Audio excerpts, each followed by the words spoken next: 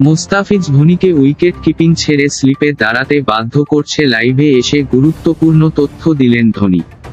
আমি wicket keeper হয়েও স্লিপে দাঁড়িয়েছিলাম, মুস্তাফিজ আমাকে বাধ্য করল স্লিপে দাঁড়াতে, একই বললেন মহেন্দ্র সিং ধোনি লাইভে এসে।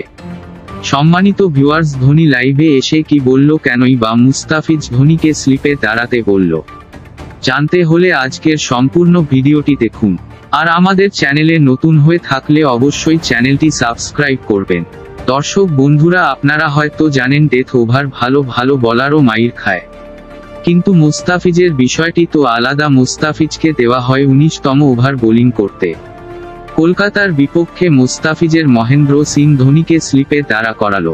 19তম ওভারে কিপারের চাপ যায়, আর তাই তো মুস্তাফিজ আর মহেন্দ্র সিং ধোনি গোসল করে এমন ডেলিভারি দিলেন মুস্তাফিজুর রহমান, যা দেখে মহেন্দ্র সিং ধোনি অবাক হয়ে গেলেন। আর তাই তো ম্যাচ শেষ মহেন্দ্র সিং ধোনি লাইভে এসে মুস্তাফিজকে বাহবা জানালেন।